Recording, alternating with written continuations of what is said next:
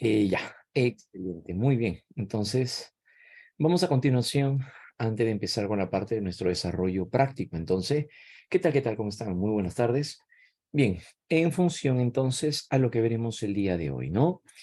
Muy bien, a ver, nuestro tema que concierne a continuación implica las contribuciones más importantes de una rama de la psicología que se llama psicología eh, evolutiva o psicología del desarrollo, o también llamada psicología genética. Esta rama de la psicología es la que se va a llegar a centrar. Entonces, ¿qué tal? ¿Qué tal? Muy buenas tardes, chicos.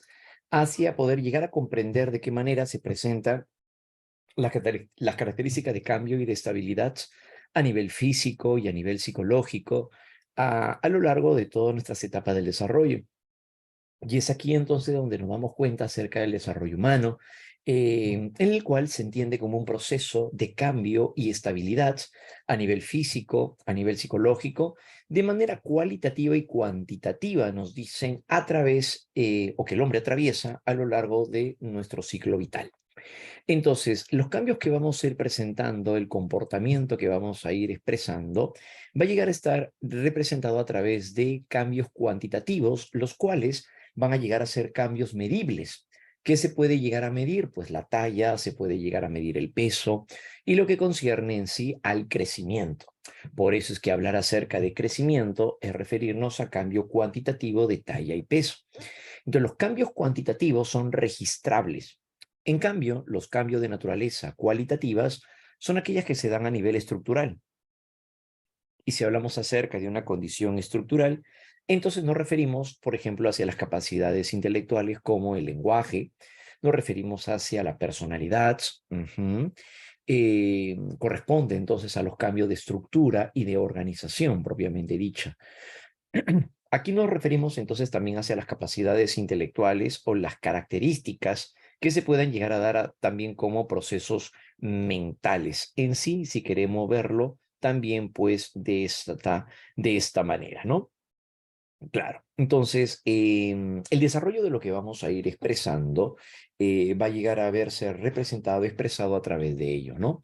Los cambios cualitativos, entonces, van a llegar a ser cambios que se sustentan en el ámbito de la estructura, se sustentan en el campo de la organización. Y es aquí donde encontramos a los procesos mentales. Ahora, no hay que confundir, por ejemplo, si hablamos acerca del CI con la inteligencia. La inteligencia es un cambio cualitativo, pero si hablamos acerca del CI, que es lo que se puede medir o se puede cuantificar, se le llama cambio cuantitativo. Bien, entonces esa es justamente la forma en la cual se expresa. Pero no solamente cambiamos, sino que también mantenemos estable ciertas características. Claro, como por ejemplo desde la perspectiva piagetiana, si bien es cierto, nosotros presentamos cambios en cuanto hacia los estadios del desarrollo, presentamos también cambios a nivel de las estructuras, a nivel de estructura se refiere hacia el ámbito de nuestra característica de perdón, de inteligencia, nuestro rasgo intelectual. Entonces, no solamente cambiamos, sino que mantenemos estables ciertas características. Por ejemplo, al momento de llegar a las operaciones formales, pues nosotros vamos a seguir manteniendo el lenguaje metafórico, el pensamiento hipotético deductivo, todo lo que es pues la adolescencia, finales de la adolescencia, la juventud, la adultez intermedia, o sea, se va a mantener desde el punto de vista piagetiano, ¿no? Entonces, eso se refiere cuando hablamos acerca de la estabilidad. Entonces, corresponde así a aquellos rasgos que tienden a mantenerse en el tiempo con cierta estabilidad o constancia moderada, como la personalidad o las capacidades, dijimos, intelectuales. Es aquí donde se va a llegar a tomar en cuenta entonces la maduración, que es el proceso de cambios cualitativos internos orientados hacia el desarrollo de estructuras más complejas. Claro, se requiere entonces para la estabilidad llegar a presentar la maduración, cambios cualitativos internos enfocados, orientados hacia estructuras más complejas. Pero cuando llegamos al nivel ya óptimo de maduración, es a lo que se le llama madurez. La madurez viene a ser la condición, el producto de la maduración, es el resultado de la maduración y que corresponde a las condiciones óptimas o al menos suficientes para poder desarrollar otras conductas más complejas. Por ejemplo, para poder lograr escribir, el niño debe haber llegado a un nivel de madurez psicomotriz que le permita poder coordinar los movimientos que le permitan la escritura. Entonces, la madurez se refiere al nivel en el cual se encuentra de manera óptima o al menos las condiciones más adecuadas para poder desarrollar tal o cual comportamiento. ¿Bien? Entonces, para ello, es justamente lo que se va a ver reflejado, pues, en este caso. ¿Ya? Muy bien. Entonces, la madurez no solamente se da a nivel cerebral, la madurez también podemos referenciarla en el ámbito hormonal, como cuando nos referimos a los cambios que uno tiene cuando llega a la pubertad. Al llegar a la pubertad, entonces van a llegar a darse ciertos cambios, ¿no? Claro, pero por supuesto. Y esos cambios van a llegar a ocurrir cuando ya se llega al nivel de madurez suficiente, a nivel hormonal, a nivel gonadal, para que finalmente se puedan producir los cambios sexuales. Bien, entonces es esto justamente cuando hablamos acerca de la estabilidad. Se requiere de la maduración y de la madurez. Bien, hay un concepto que también es importante recordar, el llamado periodo crítico.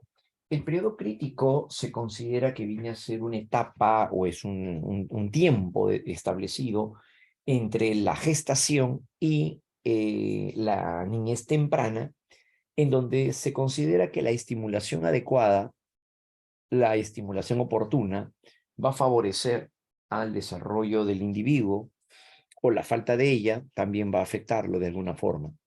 Es el momento específico en el que un acontecimiento dado o su ausencia tiene un impacto específico en el desarrollo. Claro, por ejemplo, en este caso, un periodo crítico viene a ser durante la etapa de gestación. La madre, al momento de gestar, se encontraría en la etapa de embrional, donde están formándose los órganos y sistemas. Si la madre, durante la gestación, llega a consumir alcohol, el niño puede llegar a nacer con labio leporino. Si llega a consumir cigarrillos, el niño puede nacer con bajo peso al nacer. Entonces, de tal manera que el periodo crítico va a llegar a ser una etapa, un momento de nuestro desarrollo en donde la estimulación va a llegar a ser favorable o no, según lo que se pueda revisar. Entonces, en el caso de Víctor, que es el niño salvaje de Aveyron, conocido así, fue un caso que es el caso en el cual se llega a expresar la forma como es que la importancia de la estimulación oportuna va a ser importante a poder entender el acontecimiento de este pequeño. Hacia 1799 fue encontrado en los bosques de Aveyron, en Francia, a un niño que llegó a encontrarse en estado salvaje. Se le calcula tener entre 10 y 12 años, la edad a la cual se le asume que se encontró al pequeño Víctor. Pero a pesar de que se le llegó a pretender socializar, el niño nunca llegó a desarrollar el habla, no se pudo desenvolver favorablemente. Y esto va a impactar enormemente en el individuo, claro, ¿no? Ese es el periodo crítico.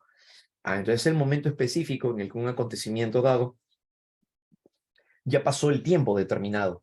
Por más que se le quiera llegar entonces ahora a estimular ya a los 10 años para que se pueda socializar, pues ya no va a poder ser favorable eso, porque ya pasó su periodo crítico. Entonces el periodo crítico es una etapa comprendida entre la gestación y la niñez temprana, o sea, de 3 a 6 añitos. Hasta ahí es la etapa límite, donde se requiere todo este tiempo para poder ser evaluado, para que el niño pueda llegar a ser estimulado favorablemente, para la socialización también. Y al pasarse este tiempo y no haberse desarrollado ello, entonces al pasarse el periodo crítico, pues ya no va a llegar a presentarse más adelante. Por eso el periodo crítico es una representación muy importante en donde se asume el valor por lo que va a poder llegar a desarrollar el individuo en su momento. Ya es el periodo crítico. El periodo sensible, más bien por otro lado, es el momento en el desarrollo en el que una persona ahora es particularmente susceptible a ciertos tipos de experiencias, como por ejemplo, lo que podamos experimentar de niños, como a lo mejor un maltrato infantil o tal vez incluso de adolescentes. El maltrato adolescente va a llegar a generar una huella muy importante a nivel emocional, Entonces, el niño puede ser que más adelante en su vida adulta desarrolle un comportamiento patológico, ¿sí? A partir del maltrato que recibió de muy niño, de muy pequeño. Entonces, ¿por qué? Porque es en esta etapa entre la infancia, la niñez y finales de la adolescencia en la que se va llegando a construir una personalidad, en la que se va llegando entonces a construir una personalidad. Entonces, siendo así, el periodo sensible, entonces va a tener un valor muy significativo, sobre todo hacia lo que podamos llevar a cabo. El periodo sensible, entonces, tiene esta forma de expresión. La infancia, la niñez, entonces, y la adolescencia tienen un fuerte sentido de expresión, ¿no? Entonces, es particularmente susceptible a ciertos tipos de experiencias, ¿no? Ese es el llamado periodo sensible. El desarrollo, por otro lado, se va a desenvolver en base a tres dominios, que es lo que veremos en cada una de las etapas del desarrollo. Tenemos el dominio físico, el dominio cognitivo y el dominio que se daría a nivel psicosocial. Ajá. Estos dominios son las áreas en las cuales se va a llegar a investigar y se va a llegar a pretender comprender qué sucede en cada etapa del desarrollo. Por eso es que cada etapa va a tener estos tres elementos, el dominio físico, el dominio cognitivo y el dominio psicosocial. Los tres vamos a irlos viendo por separado, pero recordemos que se concatenan, se relacionan, porque participan los tres en el proceso integral de lo que es el hombre, el individuo, ¿no? Como ser complejo, se va a ver representado entonces así, de esta manera, en el dominio psicosocial, físico y cognitivo. En el dominio físico, esto se refiere a los cambios que vamos a ir presentando nosotros a nivel psicomotriz, a nivel de habilidades, a nivel del desarrollo cerebral, por ejemplo, también corresponde hacia ello. Entonces, corresponde a los cambios y a la estabilidad en cuanto al crecimiento del cuerpo, el cerebro, las capacidades sensoriales, las habilidades motrices, la condición de salud propiamente dicha. Claro, ¿no? Entonces, ir notando acerca de los cambios que vamos a ir presentando en lo que se va a ver reflejado en este caso. El climaterio y la menopausia tampoco serán la excepción.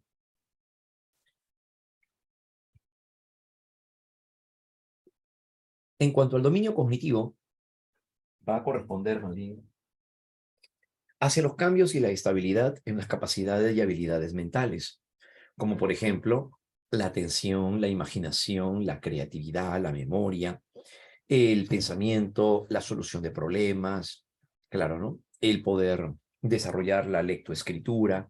Entonces, todo ello corresponde a lo que es el aprendizaje cognitivo en general. Entonces, el dominio cognitivo va a estar cargado acerca de los aportes más significativos de los procesos mentales, de los procesos intelectuales, pero sobre todo tenemos la referencia más relevante que recae sobre el pensamiento de Jean Piaget y Vygotsky también.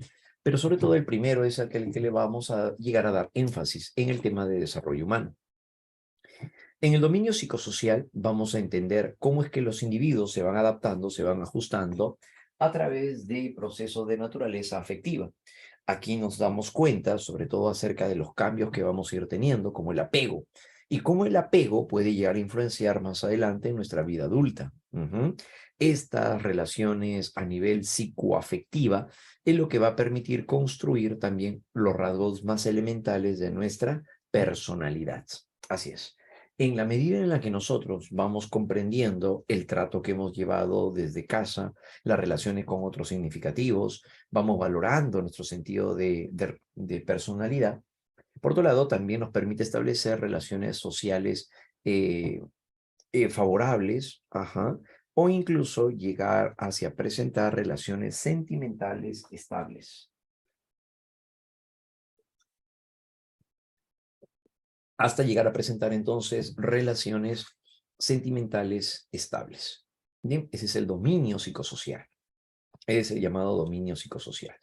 Entonces, de esta manera, cuando nos referimos entonces hacia el dominio psicosocial, va a corresponder a todos los cambios que están enfocados hacia la parte de las emociones y la motivación.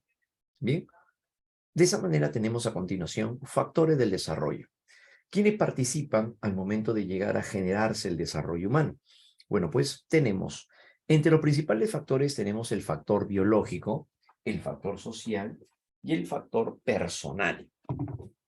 Cuando hablamos acerca del factor biológico, se refiere ahora a tres elementos: la herencia, la maduración y lo congénito. La herencia, si bien es cierto, ya sabemos que tiene que ver con lo que se llega a transmitir a través de los genes desde los progenitores hacia la descendencia. Pero, por otro lado, lo que nos interesa dentro del campo psicológico es que estas características fisiológicas, genotípicas y fenotípicas que se transmiten a través de los genes tienen un valor más significativo para nosotros cuando hablamos acerca de la herencia, pero teniendo en cuenta las estructuras neurofuncionales. Entonces, en este caso, no solamente heredamos las características genotípicas y fenotípicas, sino que también podemos heredar ciertas estructuras neuronales que pueden predisponer el desarrollo de un comportamiento, como por ejemplo, si es que nos referimos al talento como la música, probablemente la escritura, tal vez el canto, y las capacidades que van a comenzar a llegar a presentar o a desarrollar los progenitores. Bueno, pues aquí es donde también se puede llegar a ver reflejada esa expresión con la descendencia. Por eso en el aspecto psicológico, si bien el comportamiento y las habilidades se asumen como resultado del aprendizaje, se heredan ciertas redes neurológicas que predisponen el desarrollo de la conducta y competencias del individuo. Se afirma también así la existencia de una predisposición biológica, no solamente para poder desarrollar el talento, las capacidades, sino incluso ahora se sabe que hay una predisposición biológica para la ansiedad, para la depresión, para la adicción a las drogas, para el alcohol, entre otros. Entonces, de tal manera que lo que llega a presentarse en el campo de los progenitores, también llega a existir una predisposición biológica para que la descendencia pueda desarrollar todo ello. De esta manera es donde nos referimos acerca de la herencia. Pero por otro lado, en el caso de lo congénito, se refiere ahora hacia todos aquellos eventos que se pueden presentar desde la fecundación hasta el momento del parto, donde se va a llegar a potenciar o se puede limitar algunos aspectos, ¿no? Aquí donde surgirían la participación de los agentes teratógenos. Si la madre llegara entonces a consumir alcohol, drogas o llegara a consumir ciertos medicamentos, puede llegar a pasar la placenta y por lo tanto llegar a afectar el desarrollo neurológico del individuo. Bien, entonces es ahí donde encontramos también anomalías cromosómicas como la trisomía 21 o lo que sería pues el síndrome de Down, ¿no? Ese es el detalle, ¿no? El temperamento, claro, todo esto que estamos refiriendo es a lo que se hace alusión al temperamento, todo esto, claro. ¿Por qué? Porque el temperamento es innato, el temperamento guarda relación con lo heredado. Ajá. Mientras que el carácter es lo que va a llegar a ser aprendido y eso se presentaría a nivel social. Ujú. Efectivamente, ¿ya? Muy bien, entonces, de esta manera, lo congénito, por lo tanto, tiene que ver con la importancia de los agentes externos que se pueden llegar a dar y, por lo tanto, presentar algunas alteraciones que no están programadas biológicamente para el individuo, sino que se darían por efecto de otros factores, como los llamados factores teratógenos. En este caso, si nos referimos acerca de los factores teratógenos, encontramos como la desnutrición, por ejemplo, que puede llegar a presentar la madre. Las madres gestantes que no se alimentan adecuadamente pueden llegar a presentar, entre otros efectos, nacimiento de un niño con bajo peso al nacer, mayor probabilidad de muerte en la adultez temprana, por lo que entonces le permitiría una menor disposición, obviamente, de extensión de la vida, el aumento del riesgo también de desarrollar trastorno de personalidad antisocial a los 18 años, es decir, las tendencias impulsivas, un poco control de las emociones. Y por otro lado, también acerca de la esquizofrenia, de las cuales también se ha encontrado en donde las personas pueden presentar un desequilibrio a nivel cognitivo y también a nivel afectivo y comportamental. Este desequilibrio que se daría pues a nivel psicótico correspondería hacia la esquizofrenia. Defecto de tubo neural, espina bífida y la anencefalia, aquellos pequeños que nacen sin una parte del cerebro, sin una parte del encéfalo, por carencia de ácido fólico o folato. Entre otros cambios encontramos, por ejemplo, el consumo de drogas, como ya habíamos comentado, al cruzar la placenta y llegar al ser vivo en gestación, el cual puede ser más vulnerable a los primeros meses, sobre todo. El consumo de antibióticos, aspirina o antidepresivos tiende a generar malformaciones, tumores o propiciar incluso el desarrollo de células cancerígenas. Además de que, por cierto, también ha llegado a aumentar la predisposición del consumo de drogas en la edad adulta. En cuanto al alcohol, puede llegar a generarse el llamado síndrome de alcohol fetal, el cual tiene que ver con características muy definidas a nivel externo, pero también puede llegar a presentar un deterioro o un desenvolvimiento deficiente en el ámbito cognitivo, como el llamado, pues, retardo mental. Ujú. Entonces, eso se puede llegar a presentar durante este momento. Entonces, eso correspondería hacia agentes de naturaleza congénita. A eso se refiere, ¿no? Vinculado a lo congénito. En el caso del tabaco, aparece la producción de abortos espontáneos, muerte fetal, bajo peso al nacer, aumenta el riesgo también de retraso en el crecimiento prenatal, problemas cognitivos y conductuales a largo plazo, e incrementa el riesgo de desarrollar cáncer. En el menor, aumenta así también el riesgo de farmacodependencia durante la adolescencia. Ajá, entonces hay una tendencia a que también las personas que llegan a presentar este estado congénito pueden desarrollar cierta predisposición o gusto o preferencia por las drogas. En el caso de las infecciones de transmisión sexual, también se ha visto relacionado con ello, sobre todo más en el caso del VIH, el cual puede llegar a producir muerte fetal. Ujú. Eh, Bebés infectados suelen nacer también con cabezas pequeñas y un desarrollo neurológico más lento. El riesgo de transmisión del virus de la madre al hijo ha disminuido considerablemente por el consumo de ciertas sustancias que vienen a ser retrovirus y por otro lado también eligiendo también la cesárea como un tipo de parto. ¿Bien? En general, se puede llegar a identificar que la sífilis, la gonorrea o el herpes genital puede llegar a tener efectos nocivos en el bebé al momento del nacimiento, ¿no? Como ceguera, anormalidades o la muerte. Así es, ¿bien? Pero este vendría a ser el aspecto sobre todo, ¿no? Entonces, la manera como es que se desarrollan las características más importantes es lo que se va a llegar a presentar, sobre todo también en este campo, ¿ya? Entonces, el manejo, sobre todo de las formas teratógenas, viene a darse, para poder cerrar la idea, las etapas teratógenas son las que van a propiciar los eventos durante la gestación. Eso es lo que va a propiciar. Y lo que coincidentemente se da con el periodo crítico que acabamos de mencionar también. El periodo crítico va a ser un elemento importante porque el periodo crítico va a propiciar, o mejor dicho, la estimulación adecuada es lo que va a generar esa disposición, ¿no? Claro, así es, ¿listo? Entonces, eso es lo que va a poder ocurrir. No se ha visto un registro que tenga que ver más en relación a la edad, sino más bien es, digamos, las personas que pueden llegar, o las madres que pueden llegar a tener una edad más avanzada, está vinculado más hacia el hecho de generar niños con alteraciones como el síndrome de Down. Entonces, eso es sobre todo, ¿no? El consumir ciertas sustancias, como lo hemos visto, sí estaría propicio el momento de poder llegar a presentar abortos espontáneos, ¿no? Pero en tal caso, la edad de la madre se ha visto más relacionado con lo que vienen a ser la trisomía 21 o el síndrome de Down. Eso vendría a llegar a presentarse, ¿no? Entonces, pero sí, hay varias sintomatologías o varias expresiones también o alteraciones que pueden estar relacionadas también a otra sustancia u otras drogas. Acá estamos señalando sobre todo las más conocidas al menos, ¿no? Claro, se sabe que incluso el virus del Zika puede propiciar incluso el nacimiento de pequeños con microcefalia. Por ese lado, ¿no? La rubiola, por ejemplo, que también se pueda llegar a adquirir, pues puede generar retardo mental. Claro, ¿no? Entonces, eso es algo de lo que también va a llegar a verse reflejado en ese sentido, ¿no?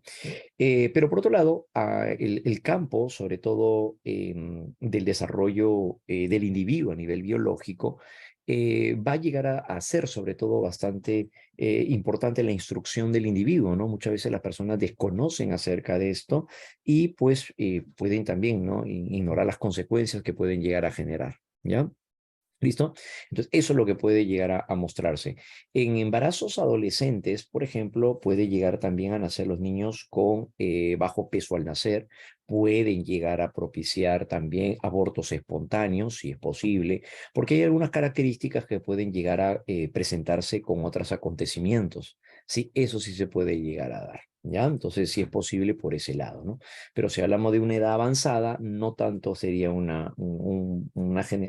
propiciar esa condición, sino más bien estaría generándose alteraciones que se dan a nivel cromosómico, ¿no? Esa es la idea, ¿ya? Muy bien, entonces por ese lado es como se estaría presentando, ¿no? Claro, así es, ¿ya? Muy bien, entonces eso es lo que vamos a ver reflejado entonces en general sobre todo, ¿no? Para poder comprender un poquito más acerca de ello, ¿no? Pero sí, efectivamente, ¿no? El avance y el desarrollo sobre todo es justo lo que va a llegar a presentarse en ese sentido, ¿no? Claro, así es. Entonces ya con estas referencias bastante puntuales, bastante exactas, entonces ya podemos llegar justamente a, bueno, responder lo que Jimena nos propone, ¿no? Con eso sí ya lo podemos llegar a desarrollar. Sobre todo con una sola nada más ya sale todo. ¿Cuál viene a ser? Pues la de la madre.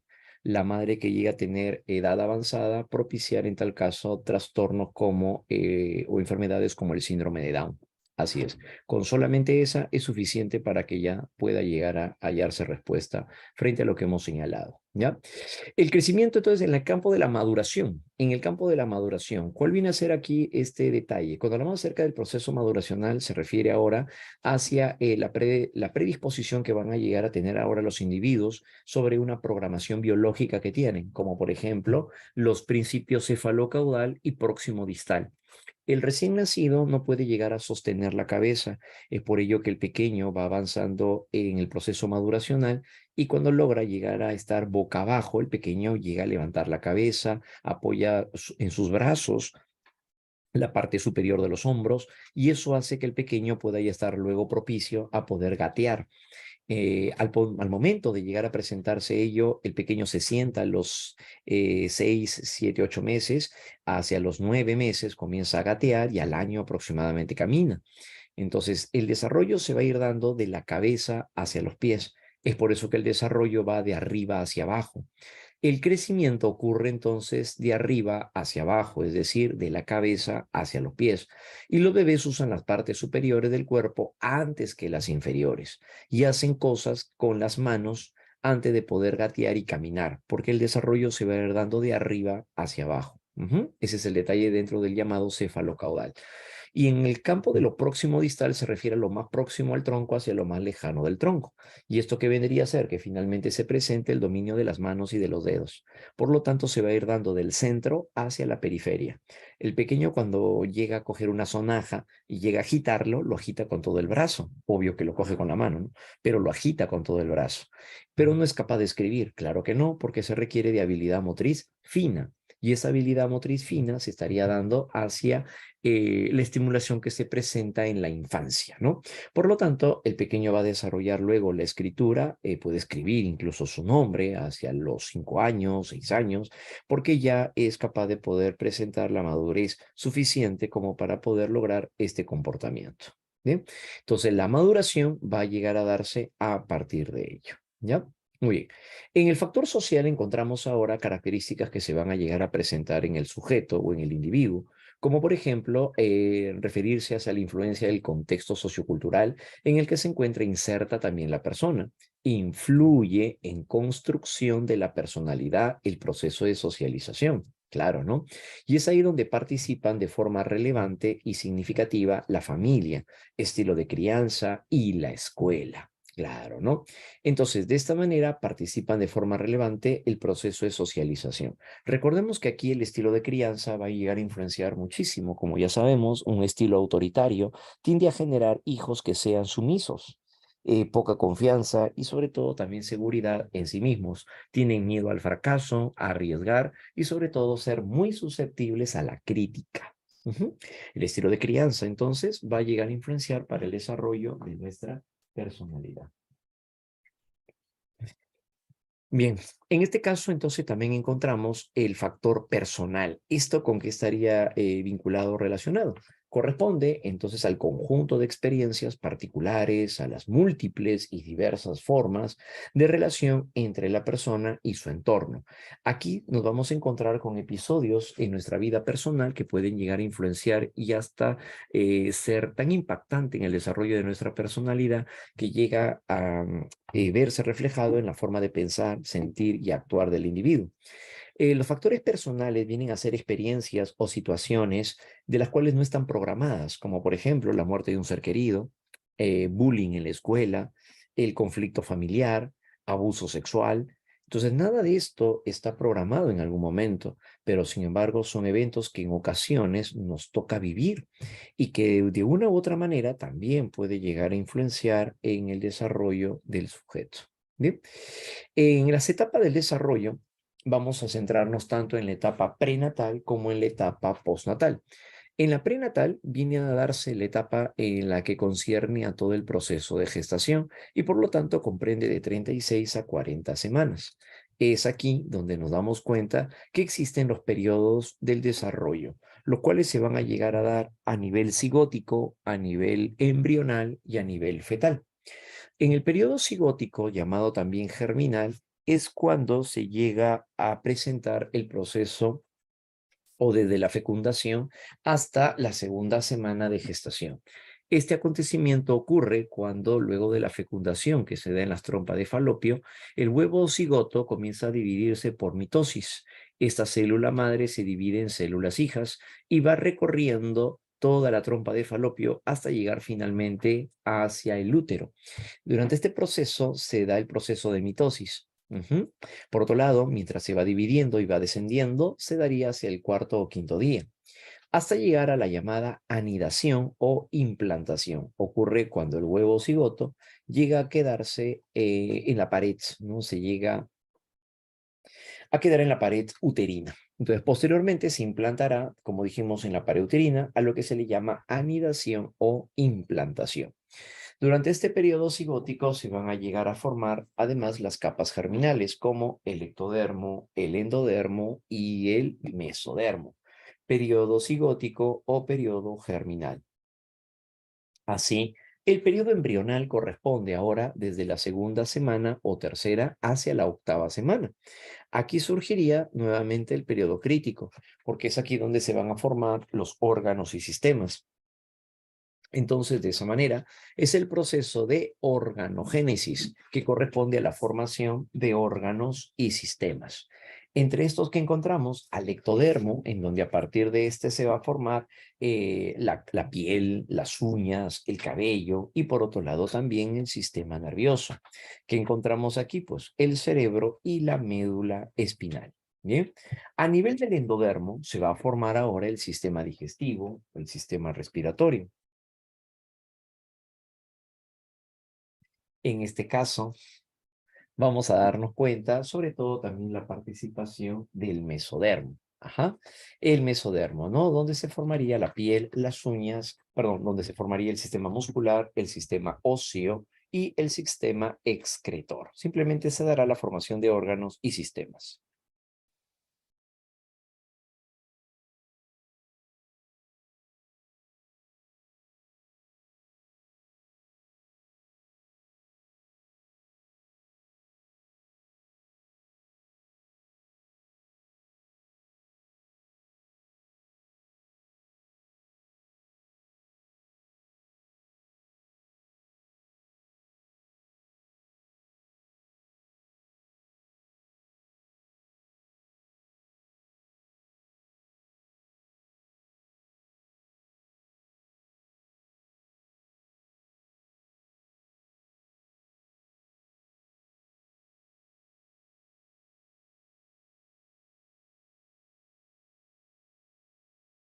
Bien, entonces, a partir de ello es donde encontramos hacia el ectodermo, el endodermo y el mesodermo, lo que van a llegar a ser así las capas germinales, ¿ya? Por otro lado, en el periodo fetal es donde se va a llegar a dar ahora desde la octava o novena semana hasta el nacimiento. En el periodo fetal se desarrollan estructuralmente ahora ya las células óseas, se va a dar el periodo maduracional de los órganos y sistemas, es decir, ya se formaron los órganos. Es por eso que el pequeño puede nacer a los 7 meses, a los 8 meses, porque ya está formado. Lo que faltaba era simplemente el proceso maduracional. Además, hay una continua actividad refleja. Como por ejemplo la succión del pulgar, los movimientos involuntarios, las llamadas pataditas, las cuales se pueden llegar a sentir a partir de la 12ª semana de gestación, ¿no? Mayor actividad motriz en fetos masculinos que en femeninos, sensibilidad y reacción también a los estímulos externos, como por ejemplo ante sonidos fuertes, vibración, lo cual puede llegar a presentar también el feto este tipo de estímulos, vibración o sonido. El grosor de la piel también se va a llegar a presentar y una capa que recubre y recubre la piel, que es la vernix caseosa, ¿no? Con la cual también se puede llegar a avistar en los nacimientos, ¿no? Esa capa de piel que protege, cuida obviamente también la piel del feto. En la etapa postnatal empezamos ahora con respecto hacia la infancia. ¿Qué característica vamos a ver a continuación? A ver, espera un momentito.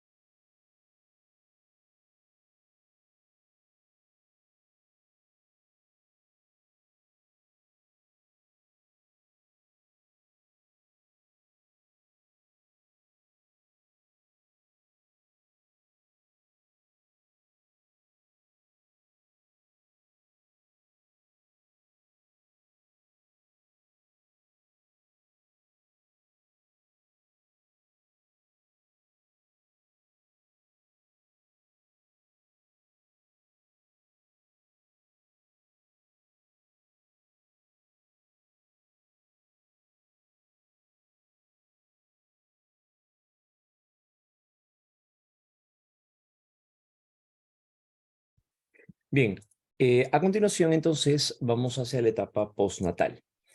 En el campo de la etapa postnatal ahora nos vamos hacia la infancia, donde vamos a tener en cuenta los siguientes momentos. En el dominio físico, al nacer y durante los primeros meses predominan los llamados reflejos. Los reflejos vienen a ser conductas involuntarias que se van a llegar a dar frente a estímulos específicos. En este caso tenemos el reflejo de búsqueda. El estímulo consiste en llegar a pasar mamá, a lo mejor su dedo cerca de los labios del infante y este tiende a voltear la cabeza hacia pretender coger aquello que está sintiendo a nivel de los labios. Entonces, esto se conoce como el reflejo de búsqueda. Gira la cabeza, abre la boca e inicia sus movimientos de búsqueda. Una vez que llega a captar, por ejemplo, puede ser el dedo de mamá, puede ser el pezón de mamá, puede ser su propio dedito del pequeño, tiende luego a succionar. Y ahí viene el reflejo de succión a la que se le llama también reflejo de osar. De esta manera, llega ahora a repetir este comportamiento una y otra vez, reflejo de succión o también conocido como reflejo de osar. En el reflejo de prensión o reflejo palmar o reflejo darwiniano, implica entonces tocar la palma de la mano, pudiendo ser un objeto, o colocando también uno de los dedos de mamá en la palma de la mano del infante. Y el pequeño lo que hace es hacer un puño. Claro, ¿no? Como podemos apreciarlo en la imagen. Reflejo de prensión o reflejo palmar. En el reflejo de cuello tónico es cuando el bebé es acostado sobre su espalda, boca arriba, y el pequeño lo que hace es voltear la cabecita hacia un lado y levantar el brazo en la misma dirección de la cabeza. Es ahí donde se asume además la postura de esgrimista. Se le llama por eso así, esgrimista, por la forma o la postura que tienen estos al momento de llegar a combatir. Ujú. Eso implicará entonces el llamado cuello tónico. En el reflejo de Babinski o el reflejo palmar, es aquella que se da más bien en el plantar, perdón, se va a llegar a dar en cuanto a la planta del pie. El estímulo es rozar la planta del pie y el pequeño lo que hace es meter sus deditos, es llegar a arquear el pie propiamente dicho, ¿no? En el caso del reflejo de Moro, es cuando ante un sonido, ante un movimiento brusco, fuerte, el pequeño tiende a agitarse, extiende los brazos, extiende las piernas, arquea la espalda y echa la cabeza hacia atrás. Y es a ello lo que se le va a llamar el reflejo de Moro. Ujú. Eso correspondería entonces al reflejo de Moro. Muy bien por ese lado, ¿no? A nivel cognitivo, en el dominio cognitivo, aparece el estadio sensoriomotriz, la cual se va a llegar a presentar de 0 a 2 años. Aquí es donde se descubre, ahora el pequeño descubre el medio que le rodea a través de los sentidos, por eso se le llama así, sensoriomotriz. Bien. Y es aquí donde nosotros llegamos a presentar la exploración a través de los sentidos. El pequeño lleva las cosas a la boca, los explora, lanza el objeto y repite también la misma acción. Es por eso que acá se darían las llamadas reacciones circulares, donde las reacciones circulares primarias corresponderían hacia reacción circular primaria, se refiere hacia poder utilizar su propio cuerpo, descubre su propio cuerpo cogiendo un objeto, llevando la manito a la boca, haciendo burbujas de saliva, etcétera, ¿no? La reacción circular secundaria tiene que ver al momento en el cual ya manipula objetos, tiene que ver ahora con manipular elementos ajenos a él, como una sonaja probablemente o un llavero. Pero la reacción circular terciaria es cuando él descubre algo nuevo y repite la misma acción, como al momento de lanzar un objeto y ve cómo éste rebota y se sigue alejando. Entonces el pequeño llega a coger nuevamente el objeto y tiende a reproducir lo mismo. Bien, entonces se daría también a partir de ello, ¿no? Pero el logro más importante, según Piaget, pertenece a la llamada permanencia del objeto, donde el pequeño asume que el objeto sigue existiendo a pesar de que no lo puede ver directamente. En el dominio cognitivo, además, recordemos que el estadio sensorio-motriz se da de 0 a 2 años, pero la infancia es de 0 a 3. Entonces, ¿qué pasa de 2 a 3? De 2 a 3 es donde ya estaría iniciándose el estadio preoperacional, en donde destacaría el animismo, que es darle vida a las cosas inanimadas, en el juego simbólico, que consiste en utilizar objetos que simulan la realidad, la imitación diferida, donde se interiorizan también actos de un modelo, y luego los reproduce sin la presencia necesaria del modelo. El pequeño entonces presentaría estas características dentro del estadio preoperacional, ¿no? Pero sobre todo, al menos estas tres vienen a ser las manifestaciones más recurrentes durante este primer momento. Estadio preoperacional.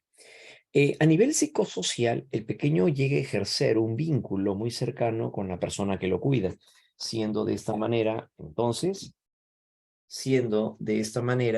la persona que cuida y llega a satisfacer sus necesidades, pues la madre puede ser la hermana mayor. Quien satisface sus necesidades con ese individuo es quien ejerce el apego. Te corresponde por eso al vínculo afectivo que se presenta entre el infante y el cuidador, en el establecimiento de la satisfacción tanto de las necesidades fisiológicas como a nivel afectivo. Dependiendo del tipo de satisfacción que se va teniendo, es ahí donde surgirían los tipos de apego. Si el cuidador satisface las necesidades del infante a nivel biológico, a nivel fisiológico, entonces estos tienden a generar mayor confianza, adaptabilidad y también ajuste al medio, así como la autorregulación. Bien, autorregulación, ¿no? Que es el autocontrol. En cambio, el apego inseguro es en donde se genera desconfianza frente al medio y se presentaría ello, estaría caracterizando ansiedad y desequilibrio afectivo. Esto ocurre cuando no satisfacen sus necesidades de manera oportuna. Y en este caso va a llegar a impactar, va a llegar a influenciar en el desarrollo de su personalidad. Bien, eso se daría, ¿no? Desde el punto de vista de Erik Erikson, según el avance o el desarrollo psicosocial, para Erik Erikson se estaría desarrollando la teoría psicosocial de la personalidad. Este neopsicoanalista llegó a considerar que la personalidad está sujeta a la manera como nosotros desarrollamos ciertos conflictos, conflictos que él denomina conflictos psicosociales, como confianza frente a desconfianza, eh, iniciativa frente a culpa, entre otros. Y señaló de que a partir de cómo pretendemos resolver esos conflictos es lo que va a influenciar más adelante en nuestra personalidad.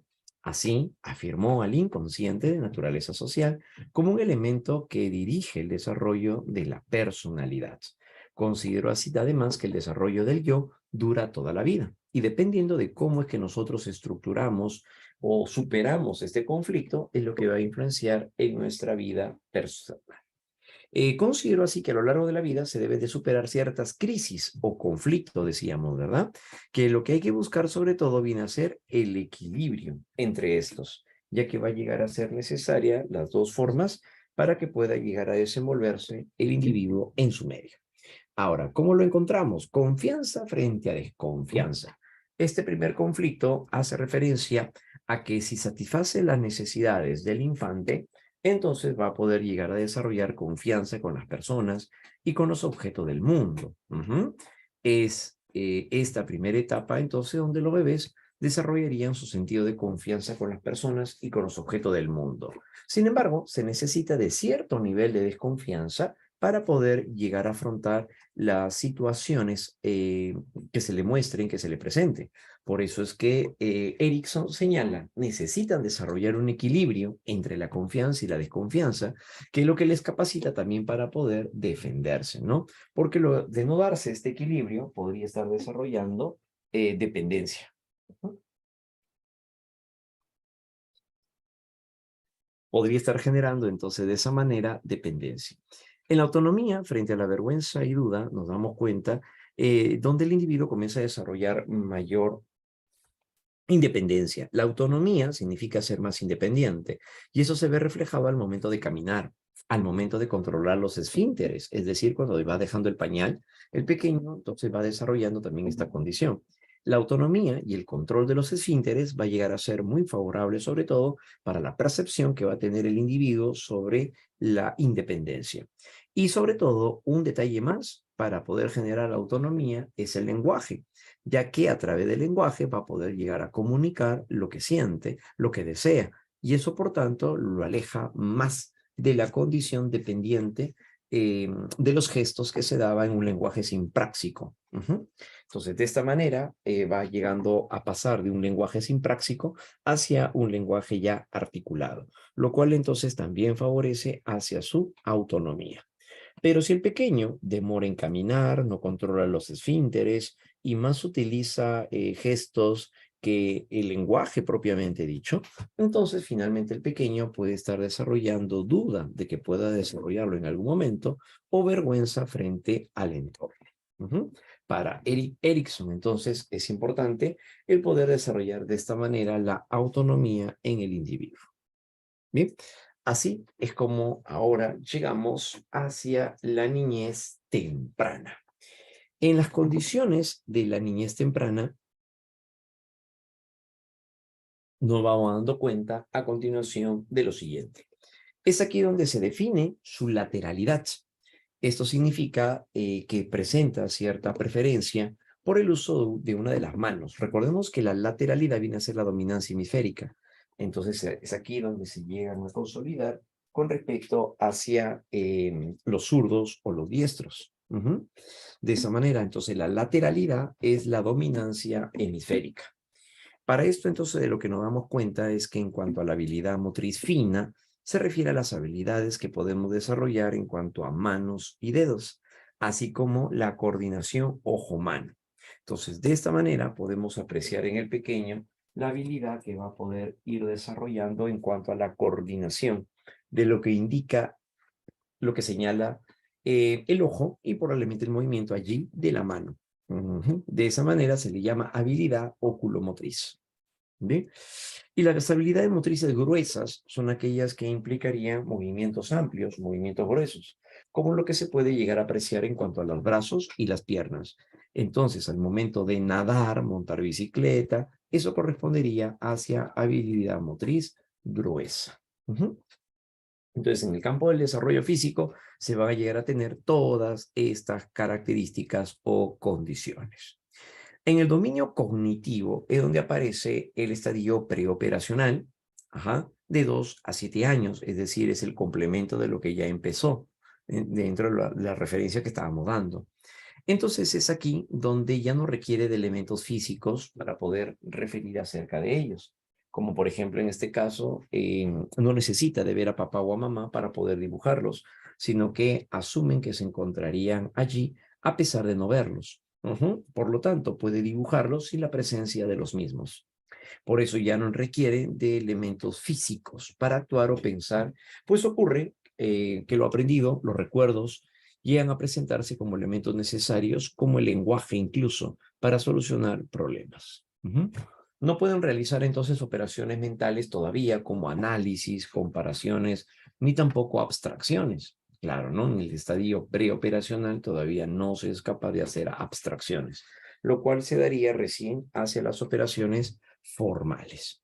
En este estadio, entonces, la ausencia de señales sensoriales o motoras caracterizaría a la llamada función simbólica. ¿Bien? La función simbólica es una función, recordemos que es de carácter representacional. Representamos entonces el contenido, la realidad a partir de ellos.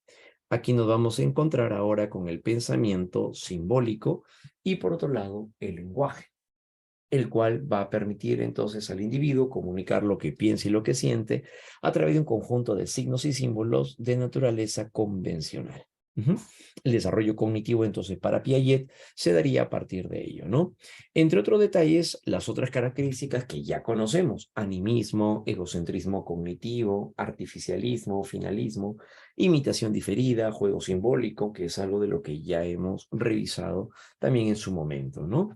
En cuanto al subestadio simbólico, que es representacional, y en el subestadio intuitivo, la irreversibilidad, donde no puede realizar el proceso inverso, un razonamiento transductivo, donde asocia dos situaciones particulares que no tienen ningún vínculo, la llamada centración, solo se centra en una característica, y el habla privada, el cual finalmente, sobre todo de la perspectiva de Vygotsky, el habla privada es lo que va a llegar a permitir el desarrollo del individuo o el sujeto, ¿no? Para esto, entonces, ¿qué es necesario? Es necesario que el individuo utilice este recurso para poder adaptarse. Bien, muy bien. En el dominio psicosocial que surgen, identidad de género es la conciencia de autopercibirse como varón o mujer. La diferencia de la identidad sexual es que la identidad sexual es la conciencia de genitalidad. Por lo tanto, es reconocer, pues, presentar un miembro viril, presentar una vagina, eso es identidad sexual. La identidad de género viene cuando la persona llega a ser consciente de sentirse varón o sentirse mujer. Esa es la identidad de género, lo cual se estaría llegando a generar a partir de los 3 años. Predominio de la fantasía, aquí donde los pequeños tienden a asumir que todo tipo de referencia dada por los adultos va a llegar a ser, pues, cierta. Y eso lo vemos reflejado en ese sentido, ¿no? La formación del autoconcepto, donde se forma una imagen o idea general acerca de nosotros mismos. Una idea general acerca de nosotros mismos. Y aquí es donde se va formando. Los mensajes por parte de los progenitores son los que van a llegar a terminar, pues ir construyendo nuestra autoimagen. Y el autoconcepto viene a ser eso, una autoimagen, ¿ya? Dentro entonces del llamado dominio psicosocial. Es aquí entonces donde va formándose, obviamente, a partir de esto, la autoestima, ¿no? Claro, ¿no? Entonces, eso es justo lo que vamos a llegar a encontrar entonces en este campo, ¿ya? Muy bien. Claro, cuando se habla acerca de la identidad sexual, se refiere a ser consciente de la genitalidad. Solamente es la genitalidad, que es la parte, digamos, biológica, ¿no? Si queremos verlo así. En cambio, la identidad de género es el hecho de poder llegar a sentirse como varón o sentirse mujer. Y eso tiene que ver obviamente también con cierta influencia del medio social, ¿no? O sea, no solamente es un plano psicológico, sino que también es un plano social. ¿Ya? En la gran mayoría de personas sucede que hay una coincidencia entre la identidad sexual y la identidad de género. Por lo tanto, la persona que reconoce tener un miembro viril, un pene, se siente niño y la que tiene una vagina se siente niña, pero no siempre es así. Puede haber alguien que tiene un miembro viril, tiene un pene, pero no se siente varón, sino se sentiría mujer. Y es ahí donde se encontraría, pues, los transgéneros o los llamados transexuales, que finalmente terminarían, pues, operándose muy probablemente, ¿ya? Entonces, esa es la diferencia entre identidad sexual y la identidad de género. En el ámbito de Erikson, ahora en la perspectiva de Erik Erikson, se encuentra lo que es la iniciativa frente a culpa. Aquí es donde se aprende que algunas de sus acciones tienen aprobación y otras no. La iniciativa lo lleva a hacer cosas nuevas, pero a veces estas van a llegar a ser sancionadas, ¿no? Y el niño tiende a sentir culpabilidad. La iniciativa es la tendencia a poder emprender algo nuevo por parte del sujeto, a poder querer hacer algo solo. Pero cuando no lo logra, entonces puede llegar a sentirse culpable porque las cosas no estarían dándose, saliendo como él lo espera. Para Eric Erikson sugiere entonces que hay que estimular el desarrollo de la iniciativa, pero también por otro lado llegar a generar actividades que puedan propiciar el buen desarrollo del individuo y la participación del mismo, la iniciativa por este. Iniciativa entonces frente a culpa. Muy bien. Excelente, muchachos. Entonces, en esta primera parte es donde vamos a llegar a encontrarnos con todas estas condiciones o características, ¿ya? A ver, aquí voy a ir adelantando un poquito acerca, lo que pasa es que el tema que viene, que es de la próxima semana que veremos, se lo digo porque ya me ha pasado, nos va a quedar un poquito corto, nos quedar un poquito corto, porque vamos a introducir también el aporte el de desarrollo moral de Kohlberg, el desarrollo moral de Kohlberg. Entonces, es ahí donde nos va a quedar un poquito corto, muy probablemente porque lo vamos a extender un poco más, ¿ya? Entonces, por este lado, para ir completando con esta parte que estamos desarrollando nosotros, vamos a llegar al menos hasta lo que va a ser la niñez. Vamos a llegar al menos hasta lo que va a corresponder a la niñez intermedia, ¿ya? Al menos entonces hasta la niñez intermedia, para que nos alcance el espacio y el tiempo, sobre todo, porque la verdad que es bastante amplio todo este contenido, ¿ya? Entonces, para que nos alcance el espacio. Muy bien, ahora, en este campo, a ver, para poder ir cerrando la idea, en desarrollo humano, tenemos en la niñez intermedia y adolescencia, ¿no? Ya a partir de nuestra próxima semana veríamos solamente a partir de adolescencia, ¿ya? Entonces cerramos con la parte de lo que va a llegar a ser la niñez intermedia, ¿no? Entonces igual va a estar de todas maneras los dos materiales, obviamente, con ustedes, ¿no? Pero sobre todo la referencia es lo que nos interesa. En la niñez intermedia, a continuación, que es la que se va a presentar de 6 a 12 años, es aquí donde las niñas van a llegar a comenzar a presentar también ciertos cambios, sobre todo ellas van a ser las primeras en presentar cambios. Y los cambios se van a ver reflejados a través de un proceso llamado pubescencia, donde se dan los cambios sexuales secundarios y en ellas es donde se presenta esta iniciativa. Aparece el desarrollo mamario donde los pechos comienzan a aumentar de tamaño y la zona del pezón se endurece, se vuelve un poco más prominente, que es lo que hace que al final utilice o empiecen a utilizar formadores, ¿no? Esto ocurre aproximadamente entre los 8 y los 13 años y eso va a depender obviamente también de la genética o características biológicas del individuo. Este es el primer cambio que se llega a presentar en las niñas y que anuncia el inicio de la pubertad. Y es por eso a esto de lo que se le llama pubescencia.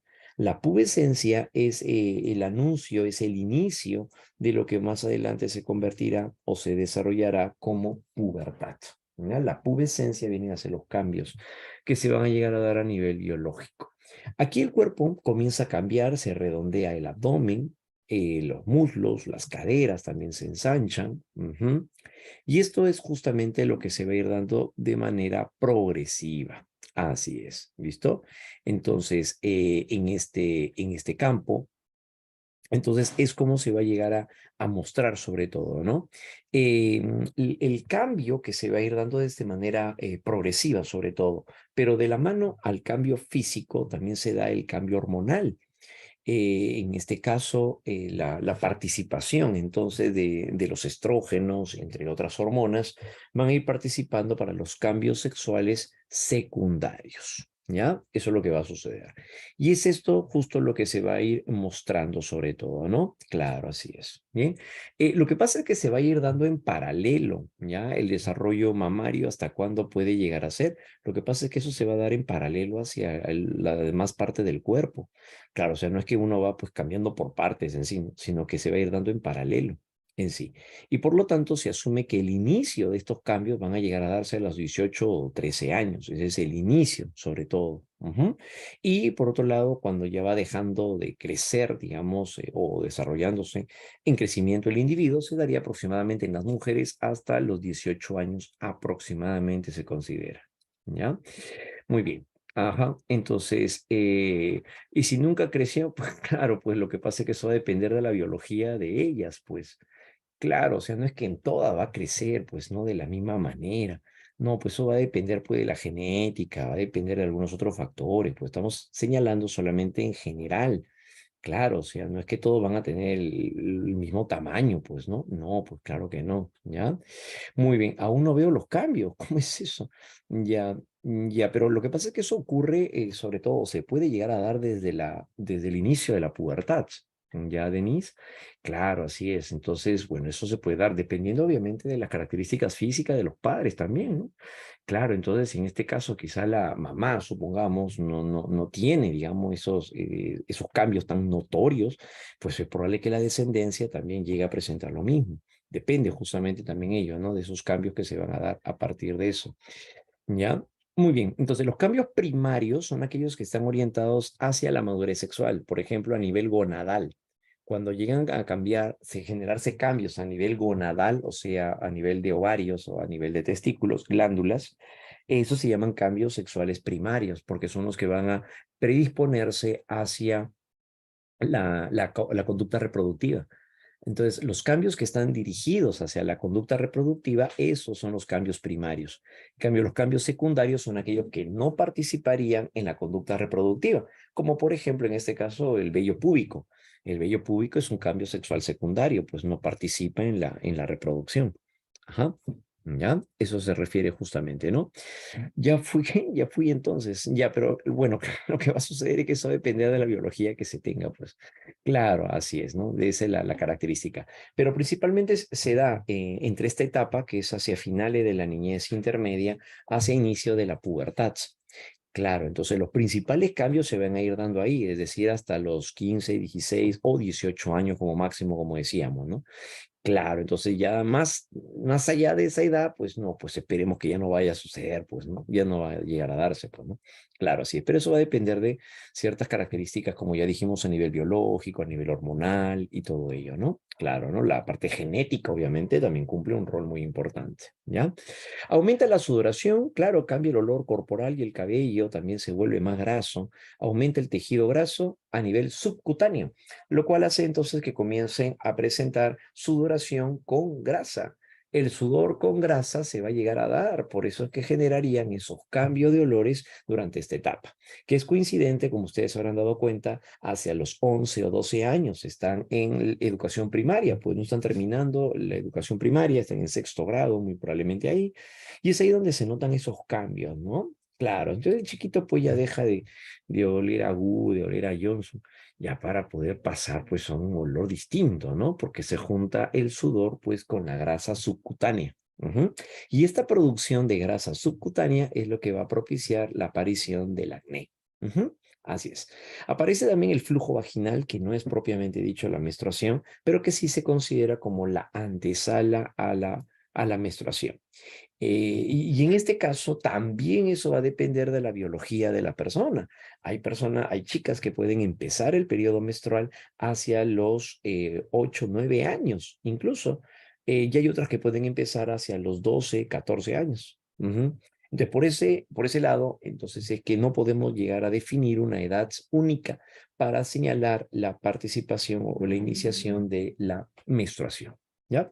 Pero en el caso se llegara a dar, pues, ¿no? La primera menstruación, esto ocurriría por la maduración de ciertas glándulas, como la glándula pituitaria, que es la que produce la FSH. La FSH es la hormona folículo estimulante, y esta es la que estimula la producción de óvulos maduros. Al momento en el que no hay un espermatozoide que la fecunde, entonces este óvulo se destruye, produciéndose un sangrado, y es ahí donde se presentaría la menstruación. ¿Ya? Suele aparecer en un rango de edad comprendido entre los 9 y los 16 años, según cada niña, siendo normal que las primeras reglas sean irregulares o incluso tener más de una al mes, y que pueden presentar cambios emocionales también tras la primera menstruación o la menarquía.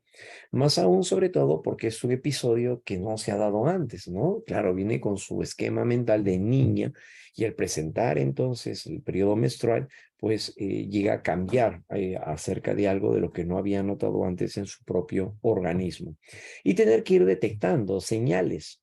Es parte del proceso de aprendizaje. Las chicas comienzan a ir detectando, a ir percibiendo las señales, ciertos dolores, cierta dolencia, probablemente, ¿no? A nivel del abdomen, a nivel del vientre, y eso les va llegando a señalar que ya próximamente se estaría dando el periodo menstrual.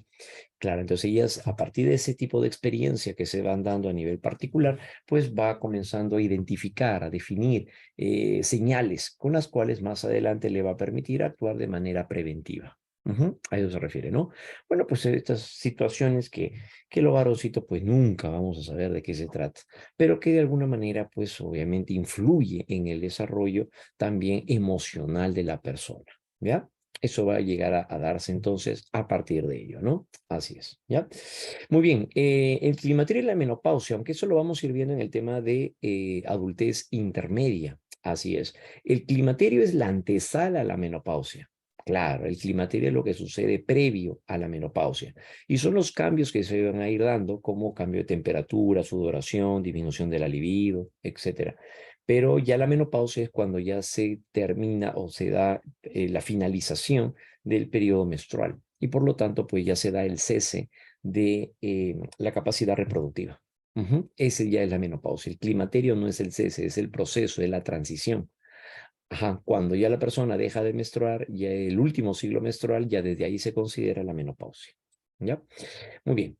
Así es. Eso vendría a suceder. Claro, el climaterio se da en ambos, tanto en varones como en mujeres. Claro, entonces el climaterio va a ser la antesala a la andropausia. Claro, entonces el climaterio es la antesala a los dos, tanto a la menopausia como a la andropausia. ¿Ya?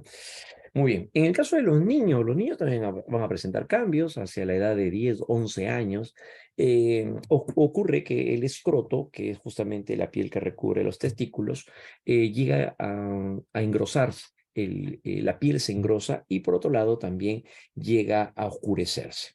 Se modifican también aspectos en la piel, crece de tamaño, obviamente, y estos cambios suelen producirse entre los 9 o 10 años hacia los 11 años, ¿no? En adelante. Aumenta el tamaño del miembro viril, comienza la producción del semen, que es justamente los espermatozoides más una sustancia blanquecina producida por la próstata. Juntos se forman y construyen o establecen así el semen, ¿no? Aunque las erecciones pueden llegar a darse de manera normal en los pequeños desde el nacimiento, es aquí donde pueden llegar a comenzar a darse erecciones involuntarias, como parte justamente de los cambios que se estarían produciendo también a nivel hormonal. Ujú. Recordemos que el simpático y el parasimpático también participan en cuanto a la erección y la eyaculación. Ajá. Por lo tanto, ¿aquí qué surge? Pues la participación del sistema autónomo. El sistema autónomo. Aparece también el vello púbico, el vello axilar y el vello facial. Y esto es lo que para algunos puede llegar a ser también algo novedoso. A algunos no les va a agradar a lo mejor este tipo de cambios. Otros a lo mejor lo asumen con mucha naturalidad. Aumenta la sudoración, también la grasa subcutánea, y por otro lado también encontramos que la piel se vuelve más grasa, siendo frecuente la aparición del acné facial y en otras partes del cuerpo. La voz comienza a cambiar, efectivamente, porque se alargan las cuerdas vocales. Eso es lo que le dará entonces a la persona una voz grave, ¿no? Una voz firme. Y esto es justo lo que se va llegando a presentar.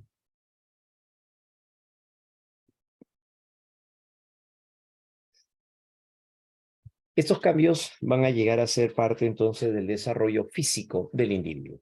A nivel cognitivo, a nivel cognitivo, nos enfocamos hacia el ámbito de las operaciones concretas, en donde el sujeto llega a utilizar elementos físicos para poder manipularlos. Ajá. Aquí es donde va a llegar a presentar condiciones como el análisis, la síntesis y la relación de todo parte. Bien, es aquí donde ya empieza a presentar las operaciones ya más complejas, al menos del estadio preoperatorio, ¿no? Utiliza estructuras lógicas primarias, es decir, entiende relaciones de causa y efecto. Y en este caso va a realizar también clasificaciones. ¿Por qué? Porque utiliza clases, utiliza categorías. Además de llegar a presentar también la seriación. Ordena elementos del más grande al más pequeño, del más claro al más oscuro. Y así como también establecer relaciones espaciales. Aquí es la reversibilidad por la cual entonces logra entender que a cada acción u operación le corresponde una acción u operación contraria que la regresa a su punto de inicio. Sin embargo, todas estas operaciones se realizan solo con objetos concretos. Recordemos que llega a ser un estadio donde se supera lo anterior. Por lo tanto, por eso decíamos, hay reversibilidad. Por eso es que decimos de que hay reversibilidad, porque se puede realizar aquí el proceso inverso. Es aquí entonces donde se puede llegar a presentar el llamado, pues, proceso inverso, ¿ya? A nivel cognitivo. Y si nos referimos hacia el dominio psicosocial, es aquí donde se presenta la laboriosidad frente a la inferioridad.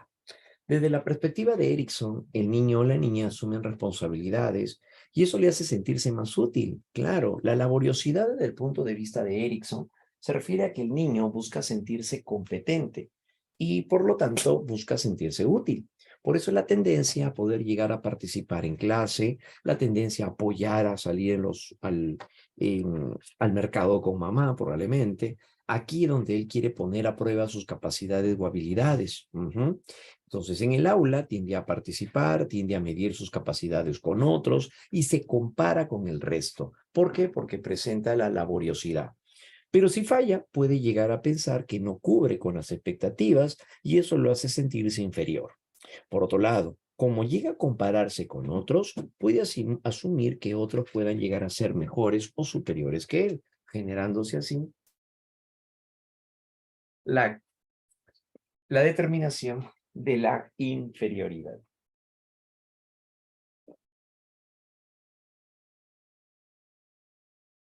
En este campo, entonces, la laboriosidad frente a la inferioridad va a llegar a tener un sentido bastante peculiar, ¿no? Esto es lo que va a caracterizar nuestro rasgo de personalidad. Entonces, el individuo no solamente es la personalidad, sino también otro elemento que va acorde con ella, que es la autoestima. Si no logra sentirse laborioso y no se siente competente, se va a llegar a sentir inferior. Los sentimientos de inferioridad surgen al momento en el cual el individuo se percibe como menos competente frente a otros. ¿Sí? Entonces, eso es justo lo que estaría proponiendo pues el gran Eric Erikson. ¿Ya? Muy bien, chicos. A continuación, entonces, vamos allá, ahora sí, a dejar de compartir este campo. Sobre la relación espacial, claro, cuando se habla acerca de las relaciones espaciales, se refiere a que puede llegar a entender mucho mejor lo que es arriba, abajo, derecha o izquierda. Al momento de llegar a presentar entonces las relaciones espaciales, se refiere a la ubicación espacial. Por eso nos referimos hacia eso, ¿no? Un pequeñito durante este tiempo a lo mejor tiene una mejor operatividad en cuanto al movimiento espacial, como por ejemplo cuando juega PlayStation. Claro, ¿no? Entonces tiene una mejor repercusión, obviamente, de los movimientos, ¿no? Arriba, abajo, por la ubicación. A ellos se le llaman relaciones espaciales, ¿ya? Muy bien, la posición de los elementos, ¿no? En eso se refiere, ¿no? Así es. ¿Listo? Muy bien. El descentramiento es lo contrario a la centración, pues. Claro, cuando se habla acerca de la centración, como ustedes recordarán, era cuando se le ponen dos vasos al niño y se llena de líquido un vaso que es alargado. Y luego, frente a sus ojos, se vierte a otro vaso que es más pequeño, pero más ancho. Y el pequeño cree que por ver el vaso más alargado, entonces hay más líquido. Eso se llama centración. Y eso se da en cuanto a lo que es el estadio preoperacional. Aquí ocurre la descentración porque implicaría ir contra de o simplemente opuesto a la centración o ya no se da la centración. Se da la descentración porque se deja de tener centración. Esa es la característica, pues. ¿Ya? Entonces, a eso se refiere con el des. ¿Ya? Muy bien, entonces deja de tener centración porque ya pasó el estadio preoperacional para pasar a las operaciones concretas, en donde es la superación de lo anterior. ¿Ya? Así como hay irreversibilidad, ahora hay reversibilidad porque ya puede realizar el proceso inverso, aquí es lo mismo. Si hay centración, ahora hay descentración, ¿ya? O descentramiento, que es lo mismo, ¿ya?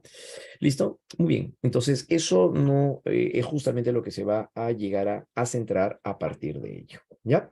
Muy bien, efectivamente, ¿no? Muy bien, chicos. Bueno, no me ha brindado nada la coordinadora. No me ha enviado nada la señorita. No sé si es que, a ver, le puedan confirmar. No hay ningún problema, porque no me ha llegado nada ahorita. ¿Ya? Muy bien, chicos. A ver, déjenme ver entonces para poder ir descargando la parte del material que vamos a ir resolviendo.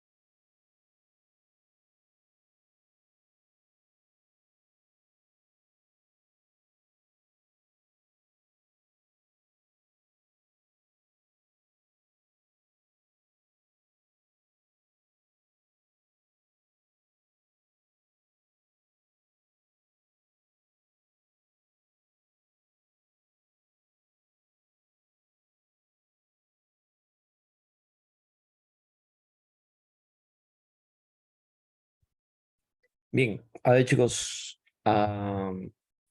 efectivamente, a ver, dentro de, a ver, la preguntita que estaba por acá revisando. Muy bien. A ver, aquí nos mencionan lo siguiente, ¿no? El embarazo de riesgo, dice, se define como aquel en el que se detectan uno o más factores que podrían instituir un peligro para la gestación y que pueden afectar negativamente los resultados materno-fetales. Se distingue dos grupos gestantes según la valoración de riesgo perinatal de bajo riesgo y de alto riesgo. Relacionen cada factor que puede contribuir a un embarazo de alto riesgo con su respectiva consecuencia. Entonces vemos la edad de la madre, el tabaquismo, el alcohol, las drogas, el retardo mental, aborto espontáneo, anomalías cromosómicas o bajo peso de nacimiento.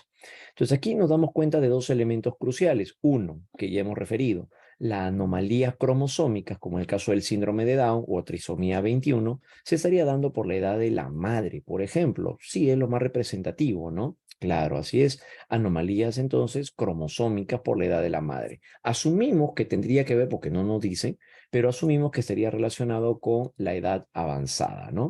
Entonces, en una edad avanzada, ese vendría a ser el punto. Por otro lado, hablamos acerca de bajo peso de nacimiento. Esto estaría relacionado efectivamente con el tabaquismo, que es lo que hemos explicado también nosotros, ¿no? Y ya pues con eso ya suficiente, por eso decíamos, uno sería entonces la letra D, dos sería la letra, perdón, uno sería casa, dos sería entonces letra D. El alcohol estaría vinculado entonces con generar pues el labio leporino. Aparte de eso, también puede ocasionar daños a nivel neurológico. Sí, podría estar asociado también por eso con un retardo mental o incluso las drogas, ¿no? Llegar a producir también en este campo el aborto, ¿no? Espontáneo. Bueno, y hay otras razones también por eso, ¿no? Pero al menos lo más referido acerca de ello, porque hay características que pueden también tener en común, ¿no? Claro, así es, ¿ya? Pero bueno, eso es justo lo que estaríamos viendo en ese peculiar sentido, ¿ya? Muy bien, a ver, ajá, claro, así es. Entonces, esto es justamente lo que se va a llegar a presentar, ¿no? Muy bien, a ver, no sé si es que se puede llegar a ver, no sé si es que se puede llegar a ver, un ratito. Ya, pero no se puede compartir. Ujú. Ya, a ver, al menos lo voy a leer, ¿ya? Porque no se puede llegar a compartir con pantalla. Pero bueno, dice, la teoría sociohistórica propuesta por Vygotsky considera de que el ser humano es activo y que establece una incesante interacción entre las condiciones sociales que son cambiantes y el sustrato biológico del comportamiento. A partir de esta premisa, indique la alternativa que consideran las características de esta propuesta. Bien, dice entonces, según Vygotsky, la actividad mental propia del hombre es resultado del aprendizaje social, ajá, la asimilación de la cultura y de los vínculos sociales. Dice, la actividad mental propia del hombre es resultado del aprendizaje social, la asimilación de la cultura y de los vínculos sociales. La relación con otros individuos promueve experiencias que se constituyen en un factor determinante para el desarrollo de la persona. La actividad cerebral superior hace posible interiorizar los significados culturales derivados de la interacción social. El lenguaje oral es el principal mediador en el desarrollo de las funciones superiores en el hombre.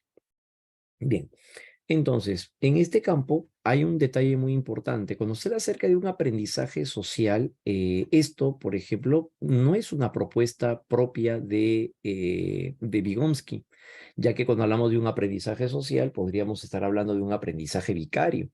La asimilación de la cultura puede estar relacionada, aunque el término asimilación es propio de Piaget. Vínculos sociales sí podría llegar a estar eso relacionado de alguna manera, ¿ya? Pero el aprendizaje social, resultado del aprendizaje social, este concepto de aprendizaje social es muy vinculado a Bandura, está bastante vinculado a Bandura. La relación con otros individuos promueve experiencias que se constituyen en un factor determinante para el desarrollo de la persona. Acá hay un concepto que sí podríamos considerar dentro del ámbito de Vygotsky. La relación con otros individuos promueve experiencias que se constituyen en un factor determinante para el desarrollo de la persona, sobre todo si es que nos referimos hacia el desarrollo intelectual, que es en lo que apunta Vygotsky. Entonces es determinante de alguna manera. El término determinante quizás podríamos someterlo un poco a duda, a crítica, pero bueno, sí se considera muy importante la interacción con los demás. Recordemos que ahí es donde aparece la zona de desarrollo próximo, donde se le da valor hacia la relación con otros más capaces. La relación entonces que se llega a presentar, pero con otros más capaces, ¿ya? Entonces, por ese lado puede estar vinculado. Por otro lado, nos dice, por otro lado, dice, la actividad cerebral superior hace posible interiorizar los significados culturales derivados de la interacción social. Lo que pasa es que acá Vygotsky, si bien es cierto, le da valor a la actividad cerebral superior, esta estaría surgiendo no por sí sola, sino a partir de las relaciones sociales. Entonces, es en la medida en la que el individuo interactúa con otros, en donde comienza a desarrollarse la parte neurológica. Entonces, más que la actividad cerebral superior hace posible la internalización de los significados culturales y todo lo demás, son los significados culturales los que estarían estimulando más bien el desarrollo de la actividad cerebral. Entonces, es al revés más bien, ¿ya? Pero sí existe una relación entre lo establecido por Vygotsky dentro del campo sociocultural y por otro lado el desarrollo neurológico. El lenguaje oral es el principal mediador en el lenguaje de las funciones superiores. Bueno, Vygotsky señala que el lenguaje oral va a llegar a ser el elemento con el cual uno internaliza y el proceso de internalización permite la formación de la conciencia. Entonces, este último elemento sí es Vygotskiano, sí es importante considerarlo, porque es a partir del lenguaje articulado que luego de la internalización de lo que escucha de la madre, de los progenitores, finalmente termina volviéndose autoconciencia. Entonces sí es posible que eso se pueda llegar a dar, ¿ya? Entonces lo más representativo aquí correspondería al menos 2 y 4, ¿no? Teniendo en cuenta los conceptos presentados por Vygotsky. Así es, ¿ya? Muy bien, ahora sí, listo, excelente muchachos. Entonces a continuación, vámonos ahora sí, ya hacia el desarrollo de lo nuestro por acá, ¿ya? Listo, muy bien, jovencitos, muy bien, de nada, Denise. Ahora sí, vamos a desarrollarlo entonces a continuación, ¿ya? Muy bien, ya después de la sección preguntas, muy bien, ahora sí, vamos con el desarrollo de nuestro material en el tiempo que tenemos, obviamente, porque tenemos que correr un poquito, ¿ya? Muy bien, entonces, frente a ello, nosotros tenemos a continuación nuestro siguiente texto que hace referencia a los riesgos laborales y situaciones legales, prohibiciones y todo ello, ¿no? Bueno, vamos a ver entonces a continuación a qué es a lo que se estaría, pues, refiriendo. Dice por este lado, los insuficientes ingresos, nos menciona en este caso, los insuficientes ingresos familiares convierten a los niños en mano de obra necesaria. Ujú. Convierten a los niños en mano de obra necesaria. La situación de muchas familias sin esta aportación de los niños sería insostenible. Así, el trabajo infantil, este viene a ser el tema a tratar, el trabajo infantil se convierte en una parte muy importante de un entramado económico y su desaparición inmediata pondría en serios aprietos no solo a la familia, sino también a la economía de muchas zonas. Hasta el momento, entonces, lo que está señalando es un argumento vinculado hacia favor de lo que se está llegando a presentar en cuanto al trabajo infantil.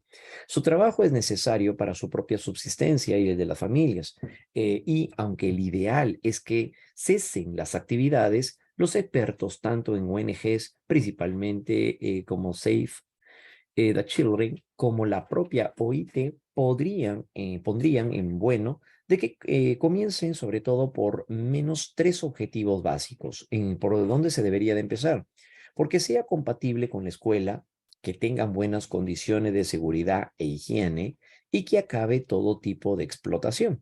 Ajá. Además, en algunos ámbitos del trabajo infantil es culturalmente aceptado y valorado. Por ejemplo, en la agricultura, donde los padres transmiten sus deberes a los niños al tiempo que trabajan, construyen también su identidad campesina.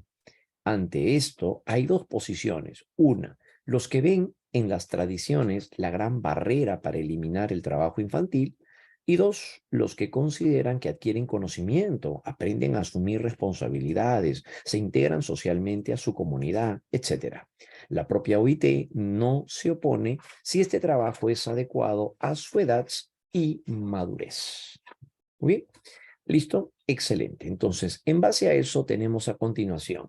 Se puede afirmar que una de las razones por las que sea sostenible el trabajo en etapas tempranas de la vida se ve reflejado entonces en por qué podría llegar a darse, por qué llegaría a presentarse como una de las razones de que sea sostenible el trabajo en esas etapas tempranas.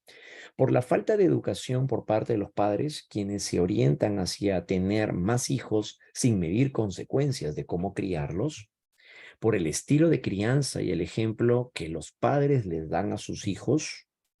Recuerden que estamos hablando de según el texto, no podemos hablar acerca de opiniones. Recordemos que una de las razones para poder desarrollar estos textos es ser capaces de poder diferenciar entre lo que sería una opinión que lo que vendría a ser una deducción del texto, ¿ya? El deseo de satisfacer intensamente las necesidades básicas que permitan la supervivencia de toda una familia por la carencia económica, así como asuntos culturales. El egoísmo y la falta de conciencia para dirigir una adecuada crianza, así como un déficit en cuanto a la direccionar un estilo de vida saludable. El deseo de satisfacer intensamente las necesidades básicas únicamente de la familia. Entonces, según lo enunciado en el texto, lo que nos está diciendo es que lo que hace sostenible el trabajo o la parte laboral en los niños se daría porque aparece un fuerte deseo de satisfacer las necesidades que cubran esto en el ámbito familiar. El texto nos dice incluso de que de no ser así, entonces pues se podría en riesgo incluso muchas familias. Ah, entonces, ¿a qué se debe? Alternativa letra C. Muy bien, claro que sí. Lo demás que puede ser, pues es una opinión. El estilo de crianza y el ejemplo de los padres, en ningún momento en el texto nos hablan del estilo de crianza, pues. Claro, puede ser una razón, sí, puede ser una razón, pero el texto en ningún momento nos habla del estilo de crianza, ni tampoco nos hace alusión a ello. Por lo tanto, no podemos deducir aquello que no está en el texto, ¿correcto? Eso simplemente se vuelve una opinión. Podemos decir, lo que pasa es que la incompetencia de los gobernantes son los que hacen posible todavía el trabajo desde la infancia, desde la niñez. Puede ser, pero el texto en ningún momento nos habla de la condición política. Entonces, esa es una opinión nada más, pues no es una inferencia, ¿ya? Recuerden que para que haya inferencia debe de haber premisas y las premisas deben de estar en el texto, ¿ya? Se puede deducir del texto que, ¿qué se puede ahora deducir del texto?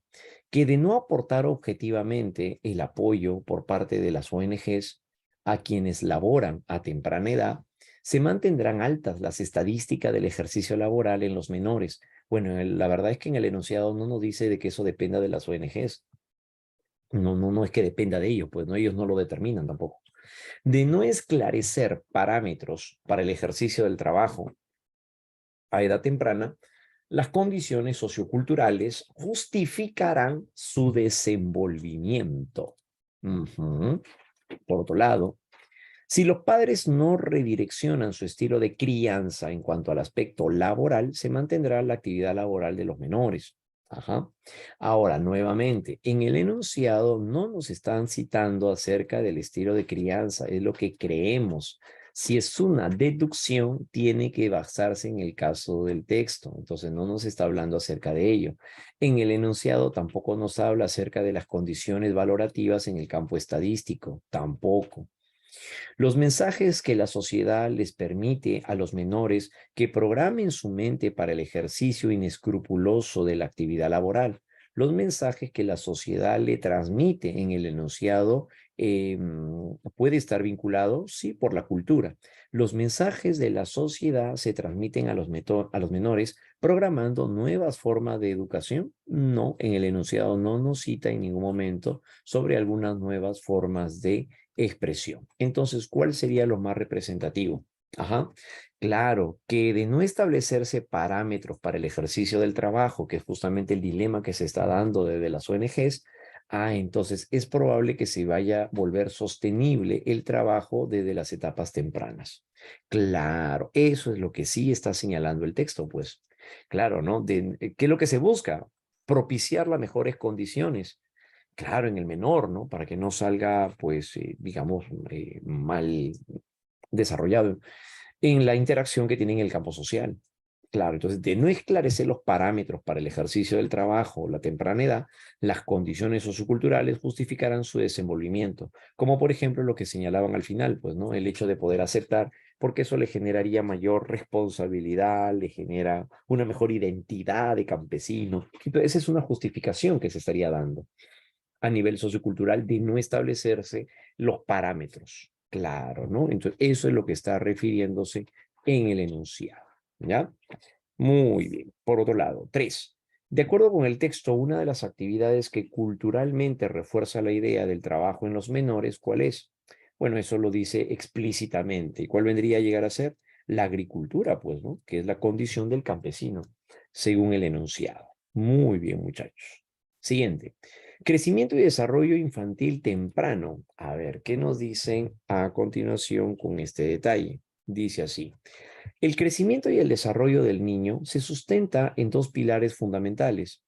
El patrón genético, estamos hablando entonces, por un lado, a ver, déjenme marcarlo, el patrón genético, el crecimiento y el desarrollo del niño tiene que ver con un patrón genético. Esto es el total de genes que a través de los padres han sido transferidos y los factores han sido transferidos, se refiere a los genes transferidos de padres a hijos. Y segundo, dice los factores ambientales, dice, ¿no? Y seguro, factores ambientales que inciden en que aquellos que se expresen libre y plenamente y no lo hagan. Entre estos últimos distinguimos dos grupos. De un lado, los que conocemos como factores ambientales externos, entre ellos la alimentación apropiada, para satisfacer las necesidades en cada etapa de su vida, ¿no? A eso se refiere. La estimulación permanente a través de los sentidos que están en progresiva evolución y también el aporte afectivo, social y emocional que le prodiguen quienes lo rodean. Y desde luego, garantizarle la ausencia de enfermedades, ¿no? Eventos que por afectar su nutrición, por exacerbar su catabolismo y aislarlo temporalmente de su medio, le privan de la oportunidad de avanzar en este proceso. Por otro lado, están los factores ambientales internos. Estamos hablando entonces de las condiciones ambientales externas, ¿no? Se refiere entonces sobre todo la forma como llega a participar a la alimentación, sobre todo, ¿no? Pero también está, decíamos, los factores internos, es decir, el equilibrio del medio interno tan importante para las funciones de asimilación nutricional, para la óptima respuesta inmunológica, así como la capacidad metabólica. Se refiere al propio organismo, pues en pocas palabras, ¿no? Atender estos aspectos y fomentar su benéfica acción es en consecuencia indispensable. Esto ha calado actualmente en la sociedad y a su favor se desarrollan importantes programas de información, promoción, apoyo y asistencia para el crecimiento y el desarrollo del niño. ¿Bien? Factores externos y factores internos en el ámbito ambiental y lo genético finalmente es lo que va a llegar a ser importante en este campo. Bien, a continuación, se puede deducir de lo referido en el texto que en cuanto al desarrollo o crecimiento del niño, no puede separarse las condiciones biológicas y contextuales de la construcción de la identidad del niño. Estaría determinado biológicamente por las características ineludibles de transmisión.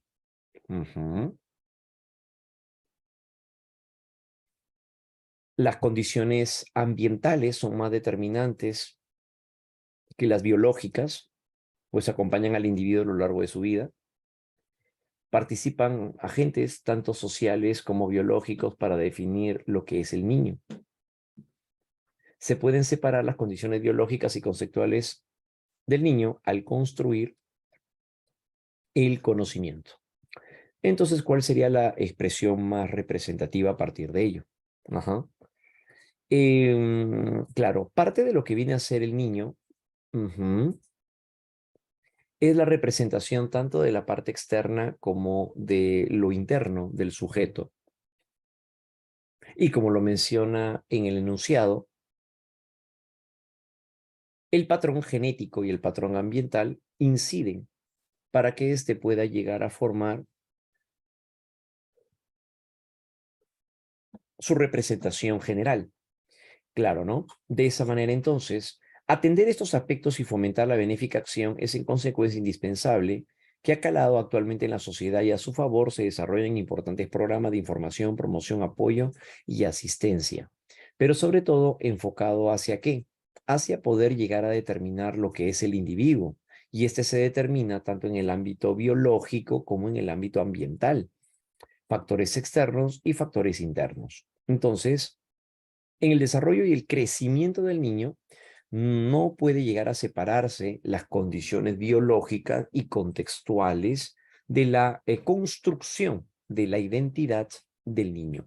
Cuando se habla acerca de la identidad del niño, se refiere a lo que llega a formar como su propia percepción o autopercepción. Claro, ¿no? Además de las condiciones de lo que es el individuo, su condición física es parte de su identidad. Claro, la influencia del entorno, la influencia del medio es parte de su identidad. Claro, entonces es ahí donde se estaría mostrando, ¿no? Estaría determinando biológicamente las características ineludibles de transmisión. Las condiciones ambientales son más determinantes que las biológicas, no puede llegar a ser eso, pues, ¿no? Participan agentes, tanto sociales como biológicos, para definir lo que es el niño. El ámbito social, bueno, no es un elemento del cual se hace alusión en el enunciado, sino más bien de lo ambiental, en pocas palabras, ¿no? De lo ambiental, ¿ya? Pero bien, igual, de la misma manera, entonces la parte de su organismo, la parte de los estímulos del medio, también podría favorecer. Claro, claro que sí, ¿no? Ahora, en este caso, entonces, participan agentes tanto sociales como biológicos para definir lo que llega a ser el niño. Ajá. Esto es parte de lo que está señalando, incluso abiertamente el enunciado. Sí, ese es un detalle importante, pero nos están pidiendo una deducción.